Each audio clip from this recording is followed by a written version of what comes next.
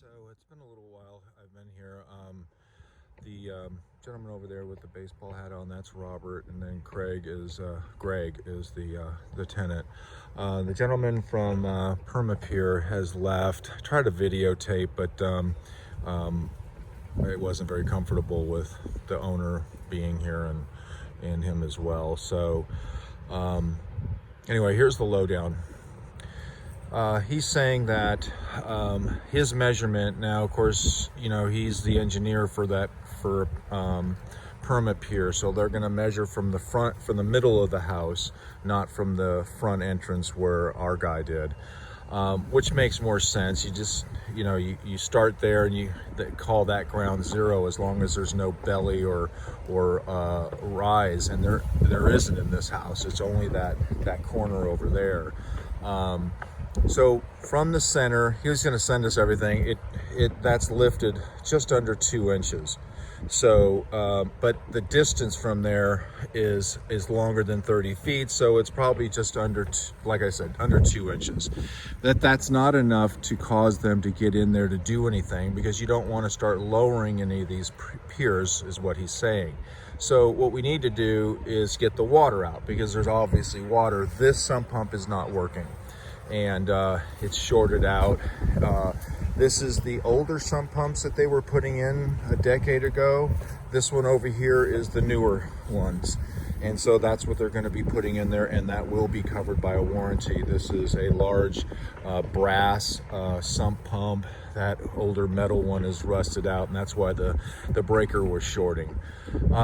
What it does is it pulls all the water that's from underneath the house. So every tunnel, and there's different paths that they cut to do all the piering in here. There is a 4-inch pipe that's covered with a sock so debris doesn't get into it, and that all the water is gathered there.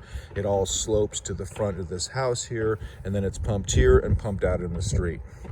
Part of what they're going to do when they put the sump pump in is make sure that they have the exit over there on the street. So this house that I'm standing in here, right here, this one here, 4 houses over there, and 2 more right up the street, not the one right next door, but the one after that.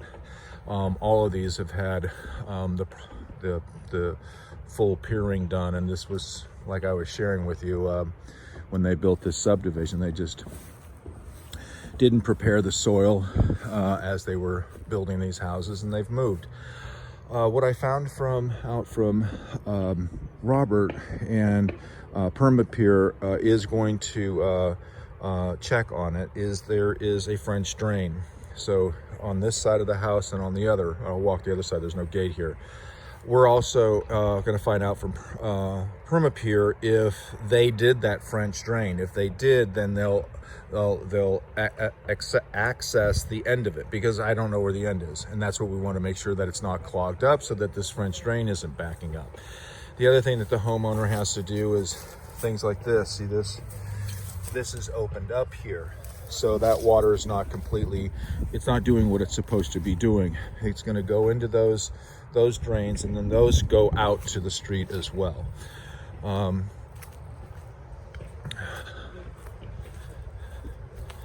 This crack in the driveway, this is it. It's not real terrible, but it's only this section, so it's a 9-foot pad right here. So I sent that off to that concrete repair and raise company. Anyway, it's just the one pad there. All right. So right about here is where the French drain starts on both sides of the property and runs down this way.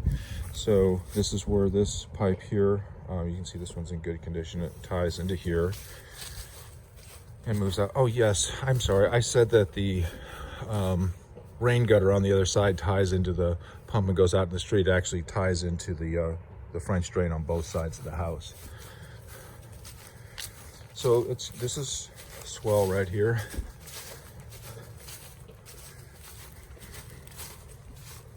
This is just going to come off here, drain into here. This is, you know, like I said, a French drain, so that's going to be, you know, a ditch with a 4-inch pipe with lots of holes in it. There's a you know, a padding that goes underneath that, a cloth, and like a weed and root barrier, and then it's covered with rock and then the soil.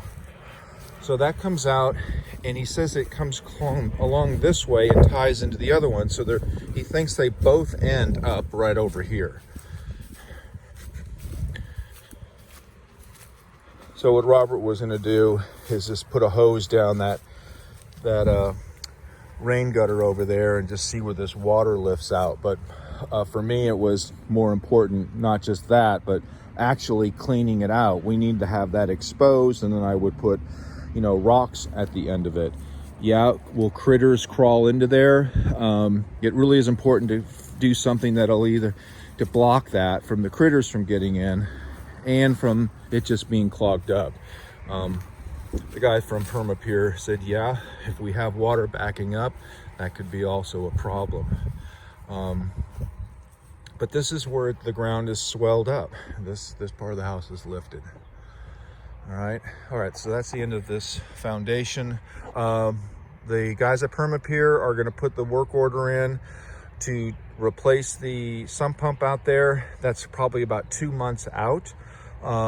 Again, they said that they're not gonna touch any of the foundation here. This should just readjust itself. And he said that can take anywhere from 6, 7, 8, 9 months. So they would be glad to come back out, of course, and do a reassessment. That is a transferable warranty, okay?